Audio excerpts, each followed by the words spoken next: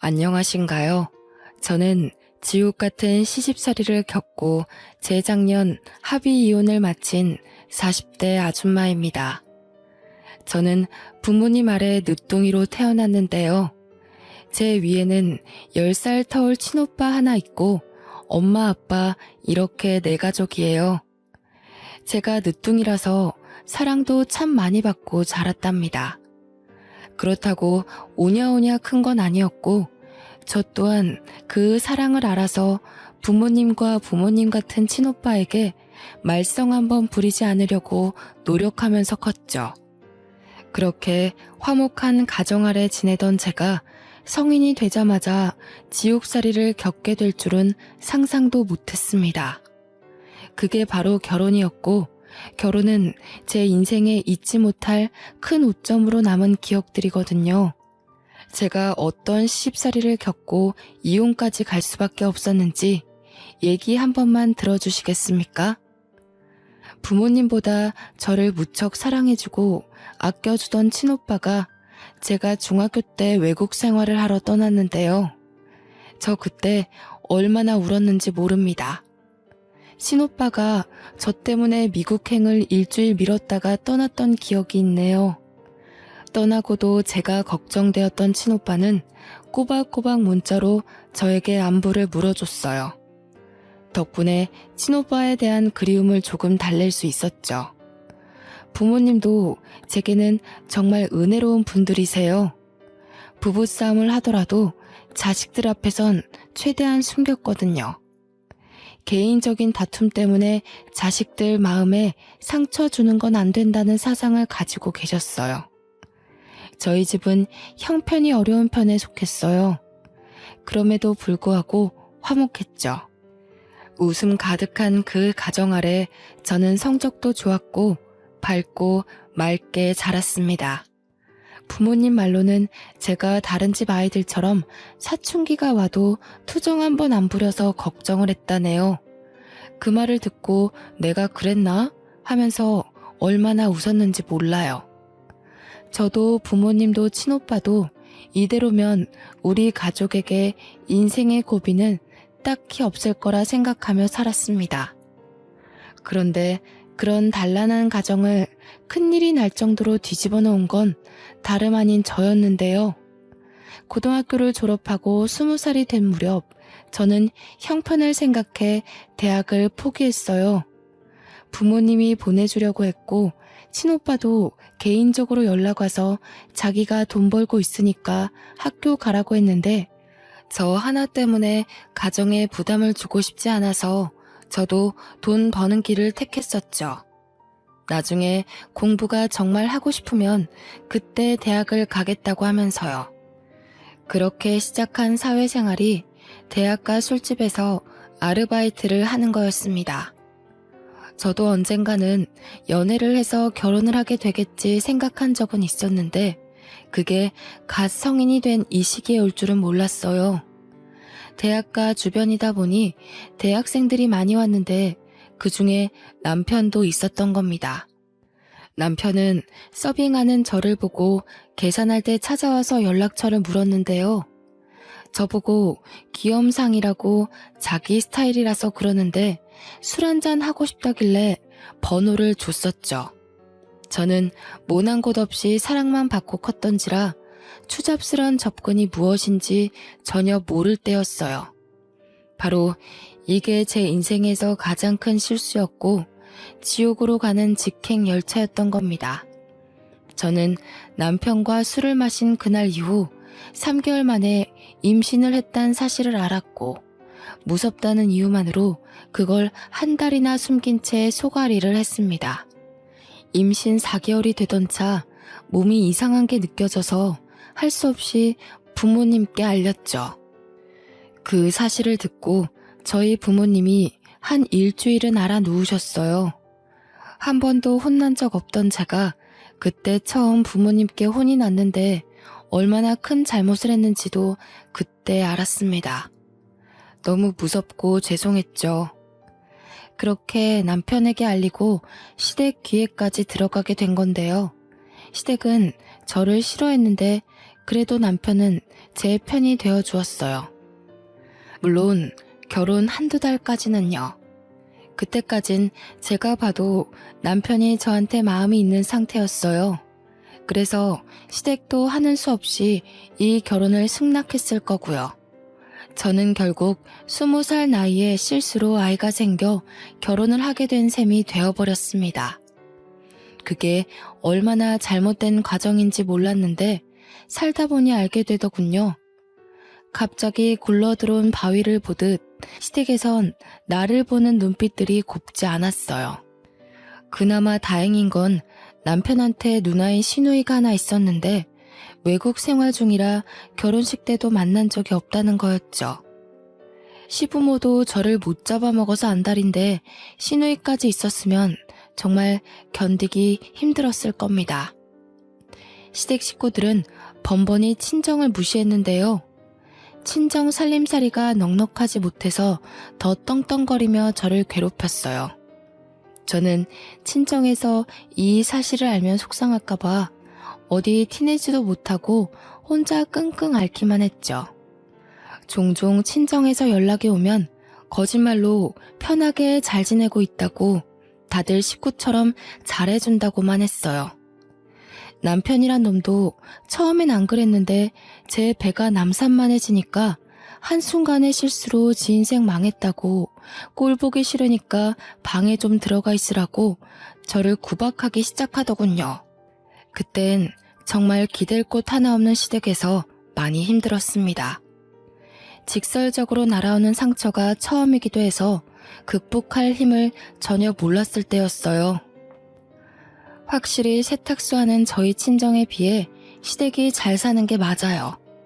시부는 군부대로 식재료를 보내는 일에서 과장직을 맡고 있었는데 그게 연봉이 좀 높다고 하더라고요. 그래서 시누이는 외국으로 학교를 보냈고 남편도 한국에서 좋은 대학을 다녔거든요. 이것에 비하면 저는 고졸의 알바생의 혼전 임신에 정말 보잘것없는 사람이었네요. 남편도 남편이지만 특히나 저를 직접적으로 힘들게 했던 건 시모였는데요. 시모는 일을 하는 사람이 아니라서 낮이면 남편과 시부는 직장을 가서 없고 시모와 둘만 집에서 보내야 해서 부딪히는 일이 많았습니다. 일방적으로 당했다고 봐야겠죠. 시모는 제가 대학도 못 가고 직장도 없고 해서 입버릇처럼 출처 모를 집에서 나온 애 취급을 했어요. 친정부모가 다른 지역에 있어서 더 마주할 일 없으니 친정까지도 제 앞에서 대놓고 까더라고요. 내가 너만 보면 속이 터진다. 여자애가 피임할 줄도 모르고 학교에서 그런 거 안 배웠니? 아니면 작정하고 우리 아들 발목 잡고 싶어서 숨긴 거야? 진작 말했으면 애 지웠을 거 아니야. 내가 쪽팔려서 며느리가 대학도 못 나온 애라고 어디 말도 못해. 아이고 내 팔자야. 말년 다 돼서 이게 무슨 불운인지 모르겠다. 이렇게 며느리 복이 없는 줄 알았으면 어디 부적이라도 살 걸 그랬어. 주말이라 시부가 출근을 안 할 때면 시모 옆에서 꼭 한마디씩 덧붙였는데 시부의 말은 시모에 비해 좀 더 직설적이고 한방이 강한 편이었어요. 두 분은 제가 화장실을 갈 때도 거실에 앉아 눈을 부릅뜨고 지켜봤거든요. 화장실 안에서 소리도 못 내겠더라고요. 그런 환경에서 어떻게 아이가 버텼는지 모르겠어요. 너무 스트레스 받아서 유산될까 싶었지만 다행히 아이는 건강하게 태어났거든요. 정말 사랑스러운 아들이었어요. 태어난 아들에게 엄마의 비참한 꼴을 보이고 싶진 않았는데 저는 예나 후나 식사 자리에서도 시댁과 겸상을 하지 못했습니다. 어디를 왔니? 저기 청소 덜 됐더라. 거실에 먼지 구덩이 한가득이야. 저거 먼저 닦고 와서 먹으렴. 앉기 전에 샤워 싹 하고 먹어. 먼지 잔뜩 묻히고 밥상머리 앉는 거 아니다. 항상 밥 먹을 때가 되면 시모가 제게 일을 시켰어요. 저는 그 의도가 무엇인 줄 알지만 눈치 없는 척하며 고분고분 행동했죠. 시댁 식구들이 식사가 끝날 때까지 돌아가지 않기도 했어요. 그래도 어린 아들 밥은 먹여주더라고요. 그거면 됐다 생각하며 하루하루 스스로를 다독이며 살았습니다. 저는 결혼하고 나서부터 밤에 혼자 올 때가 많았는데요. 언젠가부턴 너무 서럽던 나머지 아들이 깬 걸 알면서도 울음을 참지 못해 소리 내는 날이 늘어갔어요. 저와 남편은 제 배가 부르고 나서부터 각방을 썼는데 아들은 꼬박 저와 함께 자더라고요. 남편은 지 자식인데도 아들을 불편해하는 티를 내서 아들도 아빠 옆에 잘 안 갔거든요. 제가 이 각박한 공간에서 버틸 수 있는 유일한 이유는 바로 제 아들 때문이었어요. 아들이 없었다면 더는 버티지 못하고 가출을 했을 거고 친정에도 알리지 못해서 밖을 떠돌다가 여기저기 끼니를 구걸했을지도 모를 일이죠. 시댁의 거침없는 질타는 제 아들도 예외가 아니었는데요. 시모는 제 아들이 말을 알아듣기 시작하고부터 대놓고 앞담을 일삼았습니다. 으이구, 지엠이 닮아서 공부도 더럽게 못하네. 손주라고는 하나 있는 녀석이 공부를 이렇게 안 하면 쓰나. 네 아빠나 네 고모는 다 머리 좋은 사람인데 하필 닮아도 애미의 못난 부부만 닮았다니. 내가 손주복까지 없는갑다. 아이고 머리야. 시모는 제 아들이 성적이 못 나와도 편식을 해도 어디 다쳐서 와도 전부 제 피가 섞여서라고 했습니다. 천박한 피가 섞이니 그 피를 받은 아들도 엄마 따라 둔치 같다고 하더군요. 저는 저를 욕하는 건 1000번 만번 참을 수 있지만 제 아이를 욕하는 건 엄마로서 참을 수가 없었어요. 아이가 한두 살 커갈수록 구박이 심해져서 몇 번은 아이를 계속 피신시켰지만 그것도 한두 번이지 계속은 무리가 있잖아요. 최대한 시부모님을 안 마주치게 하고 싶은데 한 집이다 보니 그렇게도 못하고요. 그저 부디 아들이 몰라주길 바랬는데 어느 날 아들이 방에 단둘이 있을 때 정말 가슴 찢기는 말을 하더라고요. 내가 바보 같아서 엄마가 자꾸 할머니한테 혼나는 거야? 내가 잘하면 엄마 안 혼나도 돼? 나 때문에 엄마가 혼나는 것 같아서 미안해. 나 이제 바보 안 될게. 할머니한테 그만 혼나게 해줄게, 엄마. 고작 6살 되는 아들이 저한테 미안하다고 다 자기가 모자라서 그런 거라며 자기 탓을 하는데 그날 저는 크게 억장이 무너졌죠. 한참 못 모를 아이 입에서 어떻게 이런 말이 나올 수가 있단 말입니까? 그 순간 저는 여태 뭘 하고 있는 건가 싶으면서 아들 하나 지키지 못하고 도망치기만 했다는 생각에 회의감이 들었습니다. 며칠 후 여느 때처럼 시모가 아들의 실수를 가지고 나무랄 때가 있었는데 아무리 그래도 어떻게 아이한테 자꾸 그런 심한 말을 할 수가 있나 싶어 그날은 저도 시모에게 대꾸를 했습니다. 어머님, 제가 미우신 거면 저만 나무라세요. 이 어린아이가 뭘 그렇게 잘못했다고 그런 모욕을 주세요?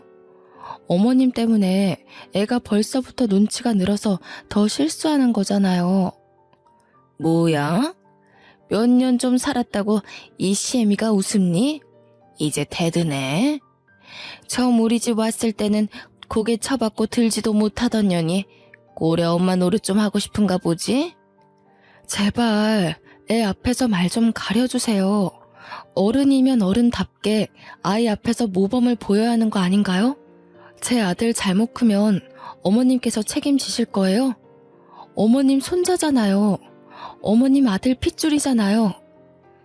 버르장머리 없는 것이 어디라고 목소리를 높여? 니까짓 게 감히 이 시애미한테 훈수질하는 거니? 기가 막혀서 그동안 한 소리 하지 못해서 어떻게 참았다니?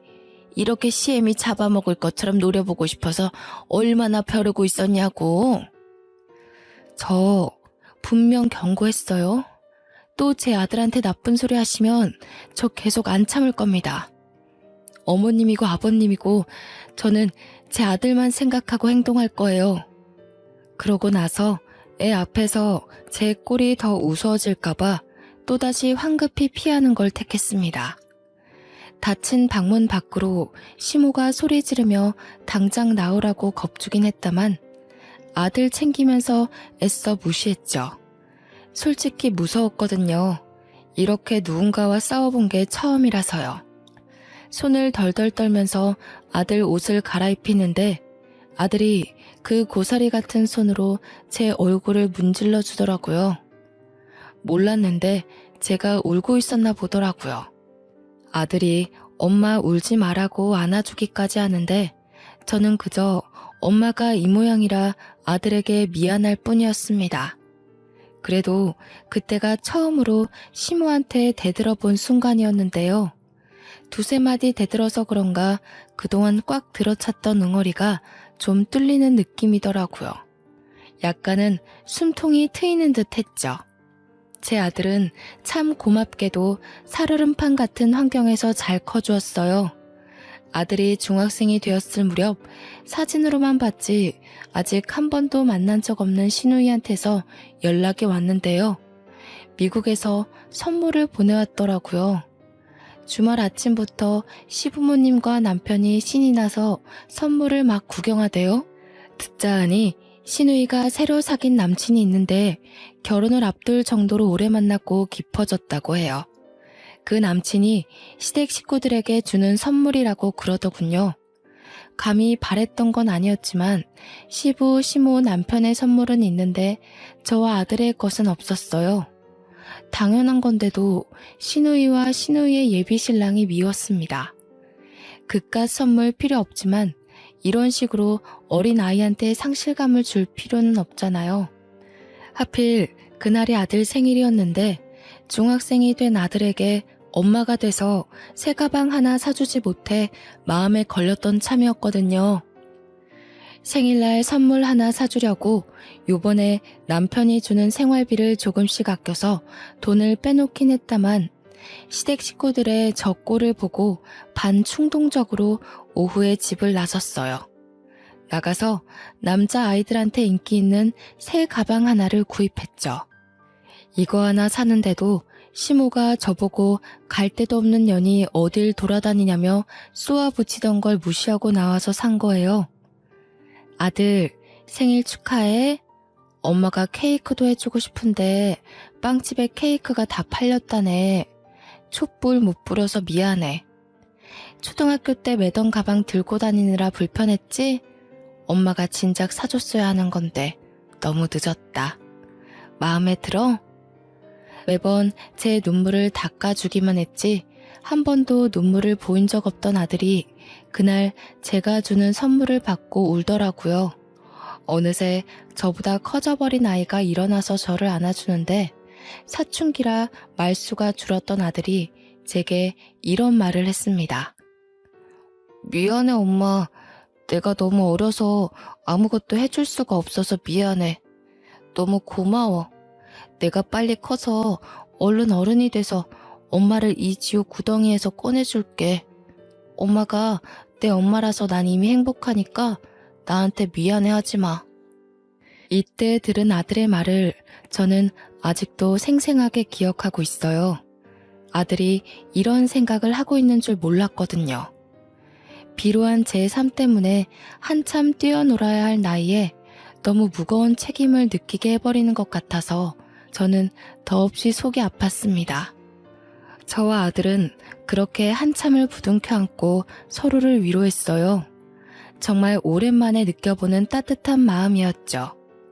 아들은 그 후로 눈에 띄게 성적이 올랐습니다. 학원도 안 보내주는데 알아서 잘해주는 아들이 기특하더군요. 제가 시댁에서 노예처럼 부러져도 아들이 낡아빠진 환경에서 공부하는 것보단 그래도 이 집에서 몸 편하게 공부하는 게 좋잖아요. 이것 덕분에 버틸 수 있는 의지가 또 생겼나 봅니다. 제 나이 30대 후반을 향해 갈 무렵이었어요. 여전히 살얼음판 같던 집안이 한 번 더 난장판이 된 적이 있었는데요. 한날 남편이 진심으로 결혼하고 싶은 여자가 생겼다며 어여쁜 아가씨 하나를 집에 초대한 겁니다. 저와 아들이 집에 있는 거 알면서도 데려왔더라고요. 그런데 아가씨한테 저희를 뭐라고 소개했는지 아가씨는 전혀 개의치 않은 표정으로 집안 식구들에게 인사를 하더군요. 저는 이 이후 남편이 하는 말에서 저 아가씨가 뭣도 모르고 남편을 만나고 있구나 생각했죠. 아줌마, 저녁은 두부 전골로 해주세요. 제 여자친구가 두부 좋아하거든요. 은지야, 못 먹는 거 있어? 그럼 이 아줌마한테 말씀드리면 돼. 주문하면 알아서 해드릴 거야. 어머, 정말? 오빠는 집에 가정부도 있구나. 그런데 왜 가정부를 써? 집이 더 비좁지 않아? 그렇게 큰 집은 아닌 것 같은데. 아, 엄마가 허리가 아파서 요리가 안 되고 청소도 못 하시거든. 집안일 할 사람이 없어서 불렀지. 우리 집안이 가정부 하나 못 쓸 형편은 아니니까. 남편이 저를 창피해서 주변 사람들에게 소개 안 했다는 건 알고 있었지만 아예 총각인 것처럼 행세하고 다닌 줄은 몰랐습니다. 저를 앞에 두고 대놓고 와이프로 안 보는데 그걸 시부 시모는 별일 아닌 듯 지켜만 보더군요. 알고 보니 여자가 남편이 다니는 전자기업에 같이 근무하는 대리 직원이라고 하대요. 저와는 다르게 명문대의 대기업의 어린 나이임에도 대리 직원이라고 하니 시부모는 이미 그 여자한테 마음이 가버린 듯 보였어요. 제게는 한 번도 보여준 적 없는 따뜻한 표정으로 그 여자를 대하고 있었거든요. 어쩜 이렇게 곱게 생겼을까? 어린 나이에 벌써부터 대리라고요? 어지간히 노력형인가 보네. 부모님이 두 분 다 교사라고 들었는데 그런 말 다 했지. 더 안 봐도 사람이 야무지겠어. 시집살이도 남편의 개무시도 다 참겠는데 이건 좀 고비더라고요. 무엇보다 아들도 함께 있는 자리였어요. 아들이 저와 같이 밥 먹고 싶어서 야자를 빼고 막 하교한 참이었거든요. 그래도 아들이 대학 가기까지 이 집에서 쫓겨날 수는 없기에 꾹 참았습니다. 제가 상처를 받을수록 마찬가지로 아들도 상처받고 있다는 걸 안 후부터는 웬만해선 아들 집에서 이런 못날 꼴 안 보이려고 엄청 노력하고 있습니다. 좀 지내다 보니 시부모랑 남편 눈에 안 띄고 지내는 법을 나름 터득해갔는데 결국 또 아들에게 상처를 준 셈이었죠. 그때였어요. 제가 아들의 눈치를 보면서도 아무 말 못하고 있는데 아들이 들고 있던 문제집을 냅다 던져버리는 겁니다. 그 문제집이 잘못 나갔다면 남편의 발등에 찍힐 뻔한 위치였어요. 지금 엄마 앞에 두고 뭐 하는 거예요? 아빠라는 사람이 이래도 돼요? 엄마가 얼마나 더 참아야 되는데요. 다들 이것밖에 안 되는 사람이었어요? 집구성이 구정물 투성인 건 알았지만 상식도 개념도 말아먹은 줄은 몰랐네요. 저 자식이 뭐라는 거야 지금? 버릇없게 어디서 행패야? 사춘기라고 시위하는 거야? 속옷바람으로 쫓겨나고 싶어? 지금 손님 온 거 안 보여? 당장 방에 들어가. 오빠, 저 애는 누구예요? 혹시 저 아이가 오빠 조카라는 친구? 저는 되게 어린아이인 줄 알았는데 아니네요? 이봐요 아줌마, 이 남자 유부남인 거 알고 만나는 거예요? 이 남자가 제 아빠고 저 사람이 내 엄마예요. 아빠가 실수로 나 만들어 놓고 아빠 하기 싫다면서 아줌마 만나는 파렴치한 사람이라고요. 생각 똑바로 바뀐 사람이면 이런 남자 만나지 마세요. 인생 종쳐요. 그 여자는 이 사실을 처음 듣는 얼굴이었어요. 옆에서 모든 사실을 숨기고 있었는지 남편은 화가 나서 제 아들에게 다가와 냅다 뺨을 내리치더라고요. 아들이 그 힘에 밀려 자빠졌는데 그렇잖아도 놀라있던 저는 허둥지둥 아들에게 달려갔습니다. 이미 아들의 뺨이 붉어졌더군요. 심지어 남편이 끼고 있던 반지에 긁혀서 생채기까지 난 겁니다. 저는 그대로 눈이 돌아 남편의 머리채를 잡아버렸어요. 내 새끼 손대지 마.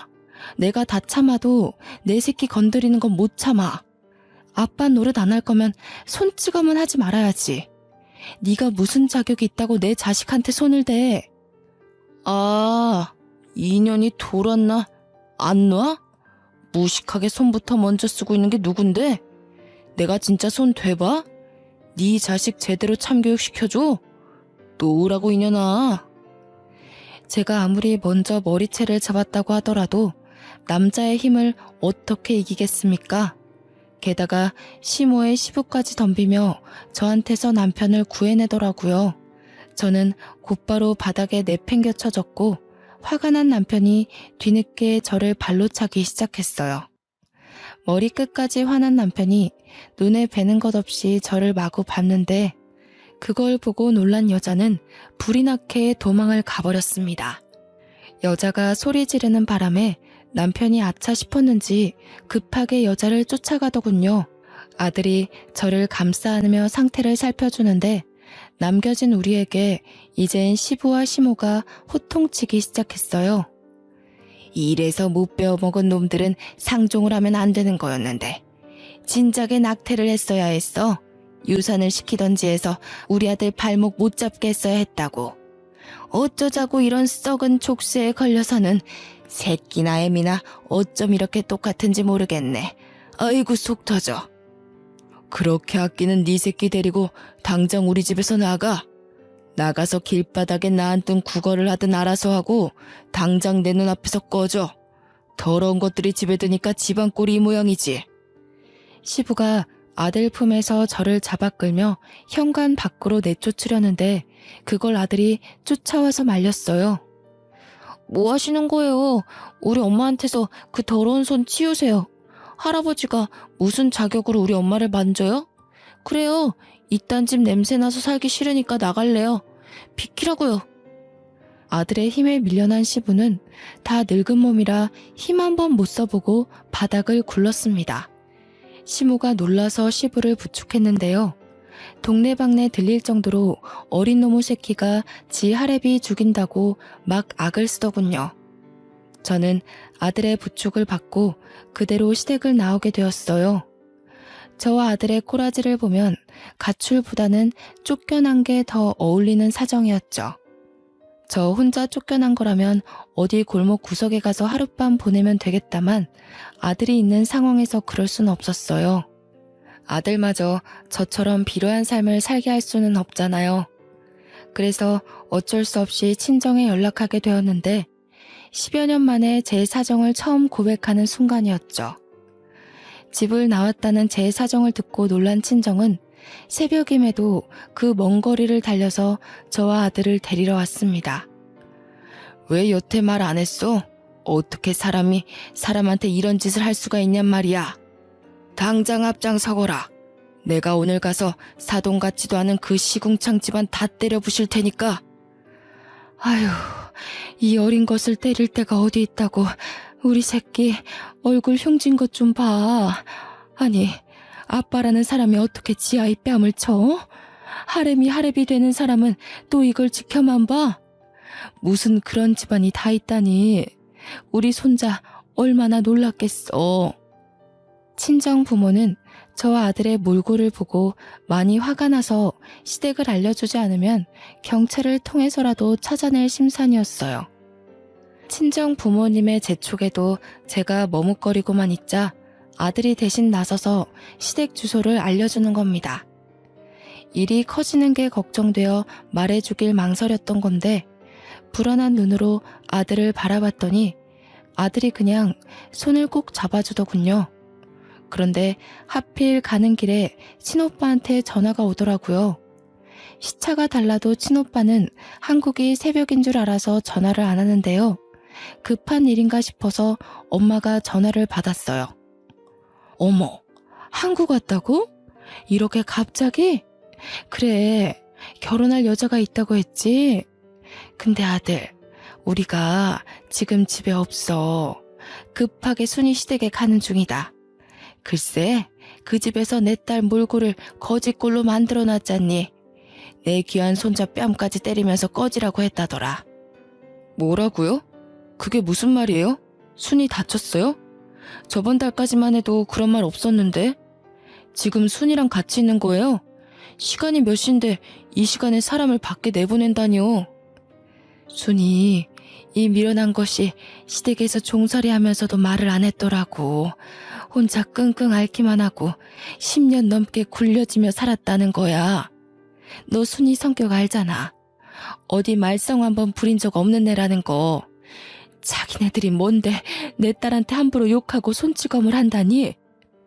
순이 이 녀석을 정말... 그래서 어디에요? 지금 갈게요.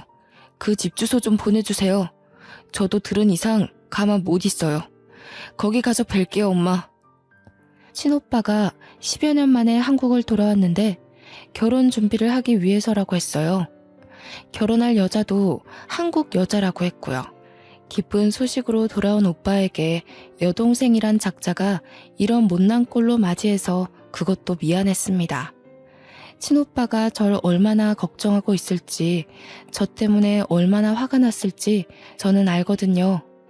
어릴 때 친오빠는 제가 친구한테 빌려준 볼펜을 못 받고 있을 때 직접 나서서 그 친구를 참교육시키는 사람이었어요.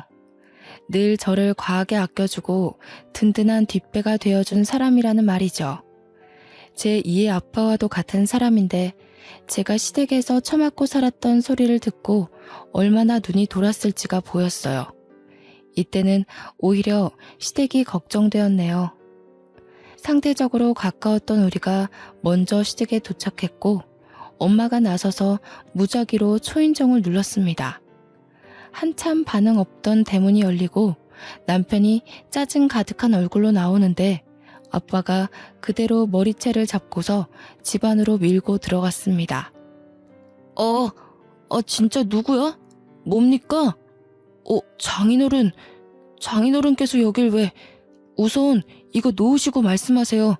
갑자기 찾아와서 왜 이러세요? 잠깐만요, 장인어른. 그래, 이 자식아. 내가 네 장인어른이다. 감히 내 딸을 쥐잡듯 잡으면서 부려먹었겠다. 내 딸이 당한 상처만큼 너도 오늘 처맞을 줄 알아. 나 오늘 네 뼈 하나 부러뜨리기 전까지 집에 안 간다. 거실에서 대판 소란이 나니 방 안에 있던 시부모도 자다 일어나 놀라서 튀어나오더군요. 어머머, 사돈어른 아니세요? 연락도 없이 왜 오셨어요? 근데 지금 뭐 하시는 겁니까? 남의 귀한 자식을 왜 그렇게 쥐어뜯어요? 다짜고짜 야밤에 찾아와서 놓으세요 좀. 네 자식 귀한 건 알고 내 자식 귀한 건 왜 몰랐다니? 이 옆에 내야. 너 우리 딸 어떻게 손댔어? 이렇게 손댔니? 이렇게 잡고 흔들었어? 10년 넘게 이런 식으로 우리 딸 가슴에 대못 박은 거야? 엄마가 자기 아들 살리려는 시모의 머리끄댕이를 사정없이 잡아당겼는데요.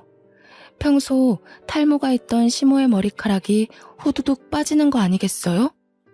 어머머, 내 머리카락. 이봐요, 안사돈. 도대체 이게 무슨 행패란 말입니까? 내 머리카락 어떡해? 내가 여기 돈을 얼마나 들이고 있었는데. 아! 시모가 소리 지르며 절망하는데 엄마는 아랑곳 않고 또 시모의 머리끄댕이를 잡으려 했어요. 그러자 시부가 다급히 말리더라고요. 엄마도 여자인데 시부는 완전 제압하는 식으로 엄마를 떼어냈습니다. 안사돈, 그만 못해요? 경찰에 신고하기 전에 당장 나가요. 이 야밤에 이게 무슨 짓입니까? 식구끼리도 주거 침입죄 성립되는 거 몰라요? 이런 식이면 저희도 더 이상 사돈 대우 못 해드려요. 엄마가 시부한테 힘을 못 쓰고 있자 우리 아들이 나서서 엄마한테 힘쓰는 시부를 떼어냈어요.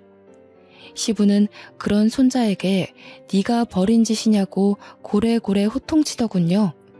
그때 도어락 비밀번호를 치고 누가 들어왔는데요. 응? 이 집에 더 들어올 사람이 없는데 싶었는데 친오빠랑 웬 여자가 같이 등장하는 겁니다. 정말 오랜만에 보는 친오빠였지만 마냥 반길 수 없는 상황이었어요. 그런데 친오빠가 어떻게 시댁집 도어락을 열고 들어올 수가 있지? 생각하던 와중이었죠. 머리카락 때문에 절망하고 있던 시모를 보필하던 남편이 친오빠 옆에 여자를 보고 소리쳤는데 누나, 언제 왔어? 아니, 이 사람들 미쳤나봐. 경찰 좀 불러줘. 하는 짓도 진짜 거지 같아서. 내가 말해줬지? 실수로 이런 거지 같은 여자를 집에 들였다고. 아니나 다를까 집안이 전체로 다 돌았어. 누나? 남편이 소리치는 바람에 친정도 시댁도 전부 친오빠를 돌아봤고 친오빠 옆에 있는 여자는 다름 아닌 신우이였습니다. 그러니까 우리 친오빠가 미국에서 만나 결혼까지 마음먹은 여자가 바로 신우이라는 거죠. 아들아, 이 사람들 좀 봐라. 이 사람들이 내 딸이랑 손주를 이렇게 만들어놨다. 어떻게 이럴 수가 있다니? 내가 이런 집구석인 줄도 모르고 우리 순이가 얼마나 아팠겠니? 응? 엄마가 친오빠한테 달려가면서 우리들의 다툼은 잠시 종결났고 모두가 상황 파악에 들어갔습니다. 그 잠깐은 친오빠한테 하소연하는 엄마 말고는 모두가 조용했죠. 놀란 건 우리도 마찬가지였으나 겹사돈이 될 뻔한 친오빠와 신우이도 서로 많이 놀란 것 같더라고요. 말도 안 돼. 자기, 나한테 거지 같은 올케가 들어왔다는 게 내 동생을 말한 거였어? 미국에서 내내 자기 남동생이 올케 때문에 인생 망했다고 하소연한다 그랬잖아. 어디 미국에 버려놓고 올 데 없냐고 물었었잖아. 아니야. 내가 자기 동생한테 왜 거지 같다고 해. 그러니까 지금 내 올케가 당신 여동생이라는 거야? 그 10살 타올이라던 귀여운 여동생? 어떻게 이런 일이 있을 수가 있어? 자기 분명 그랬어. 한두 번도 아니고 거의 틈날 때마다 올케 얘기했다고. 남동생이 사고쳐서 결혼했는데 올케랑 그 집안이 산거지라고 욕했었잖아. 나 덕분에 자기 부모님이 올케 때문에 속 썩은 거 위로받겠다면서 결혼 결심해줘서 고맙다고 그랬잖아. 나는 오빠 동생인 줄 모르고 그러니까 그게 야, 너는 왜 올케가 이런 사람인지 말 안 했어. 올케 집안이 무슨 거지 같은 집안이야. 우리 집보다 훨씬 재산 많다고. 멍청한 게 진짜 제대로 알아보지도 않고. 무슨 소리야. 돈이라곤 쥐뿔도 없는 거 맞아.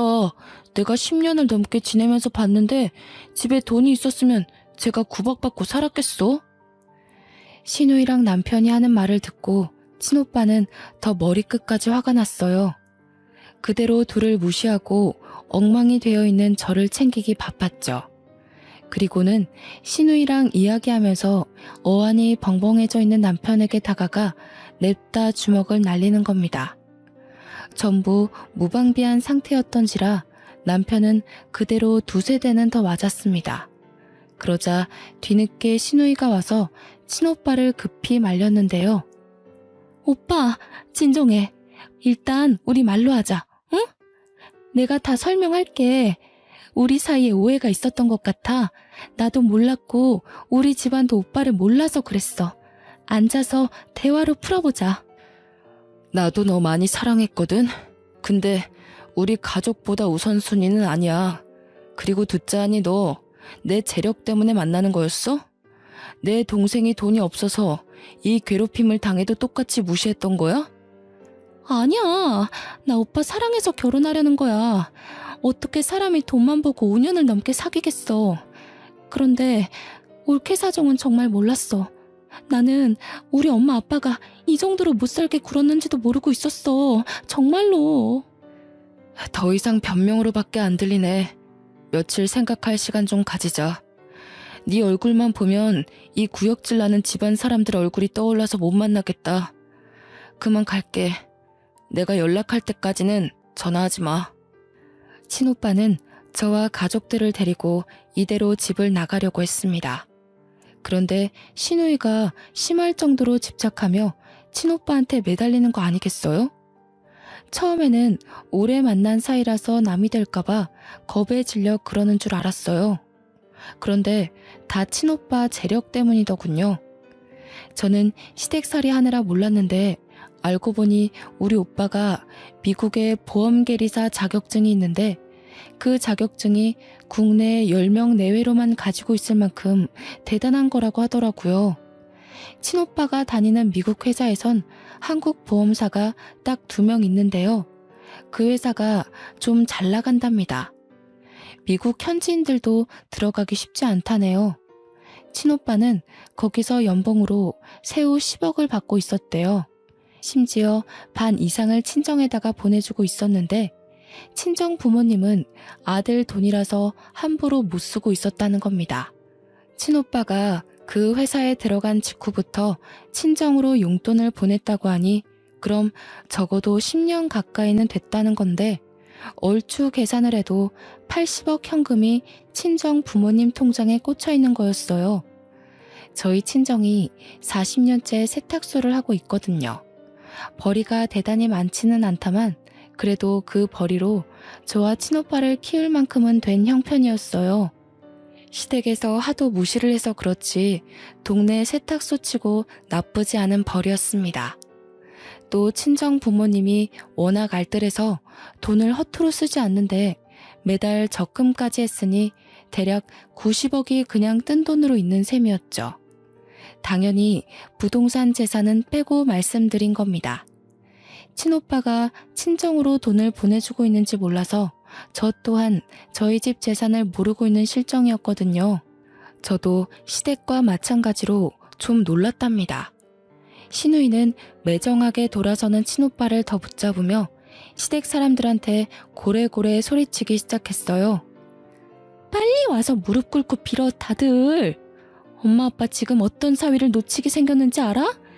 이 사람이 얼마나 대단한 남자인지 아냐고. 우리 집 수준에 이런 남자 만날 수 있을 거라고 생각해? 내 수준에 이런 사위 다시는 있을 것 같냐고. 부모가 돼서 왜 딸앞길을 막아? 왜 내 인생 망가뜨려? 당장 잘못했다고 빌라고. 시누이가 굉장히 한성가라는지 시댁들이 다들 아무 말도 안 하고 벙쪄 있더라고요. 그때 친오빠한테 얻어맞은 남편이 먼저 상황을 파악하고 급히 제게 다가와 손을 붙잡았습니다. 남편 손, 결혼식 때 잡아보고 처음 잡아보는 거였어요. 당신한테 오빠가 있었어? 왜 말 안 했을까? 나는 그런 줄도 모르고. 미안해 여보. 진작 말했으면 내가 여보한테 더 잘했지. 그동안 내가 심했지? 진심으로 사과할게. 못 배운 사람이라고 천박하다 욕할 때는 언제고 이제 와서 이러는 건 너무 속보이지 않아? 내 아들한테 손대고 바람 피고 나 사람 취급 안 할 때가 불과 어제야. 당신이 어제까지만 해도 날 개 취급했다고. 바람을 폈어? 이 썩을 놈이 심지어 바람까지 폈다고? 야, 그 여자 어딨어? 그 여자도 당장 데려와. 소송 때려서 빨간 줄 그어줄 테니까 당장 연락해. 아닙니다, 장인어른. 정말 죄송합니다. 전 몰랐어요. 장인어른 장모님께서 이런 대단한 자녀를 두신 줄도 모르고 잘못했습니다. 이렇게 빌게요. 한 번만 용서해 주시면 안 될까요? 이제부터 지극정성으로 따님 모실게요. 구질구질하게 이러지 마. 집안 재력이 어떤지 알면 잘하고 모르면 막대해도 되는 거니? 그래, 네 말대로 합의 이혼하자. 네가 그렇게 주구장창 노래 불렀던 합의 이혼 해줄게. 그리고 오빠, 절대 이 집이랑 엮이지 마. 돈에 미친 사람들이야. 친오빠가 저를 정말 많이 아낀다고 했잖아요. 그래서 친오빠는 늘상 부모님보다 제 말에 더 끔뻑 넘어가는 사람이었어요. 그래, 네가 아니라고 하면 아닌 거야.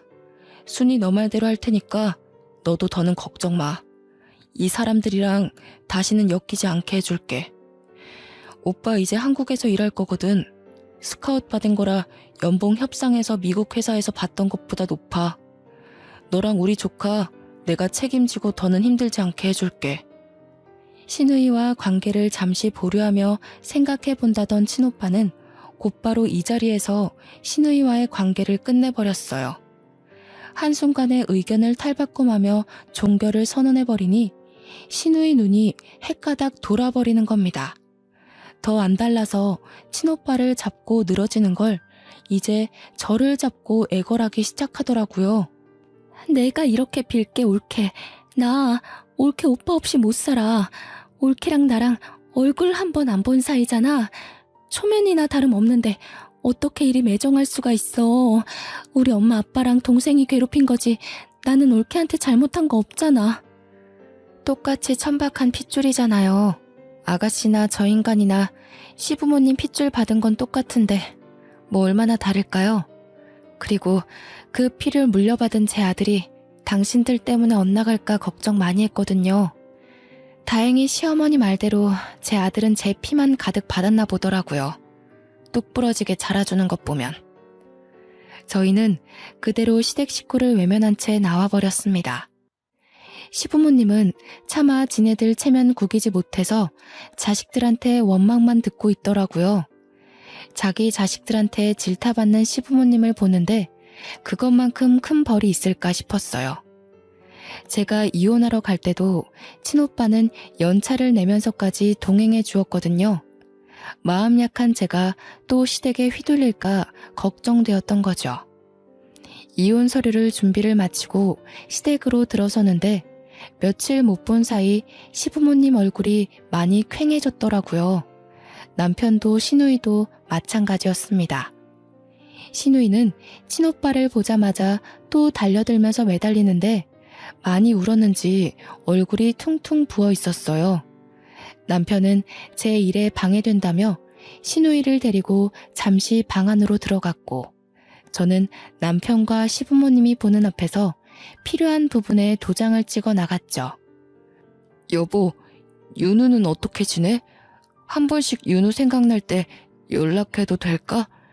그래도 내가 아빠인데 평생 아빠를 안 보고 살 순 없는 거잖아. 아빠가 이렇게 살아있는데 어떻게 아빠 없이 커?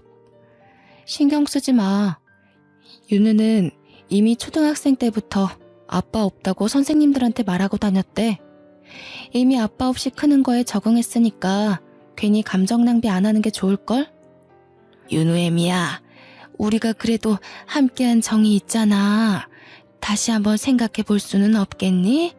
이혼녀 꼬리표가 붙으면 너도 이미지에 타격을 입을 거 아니야.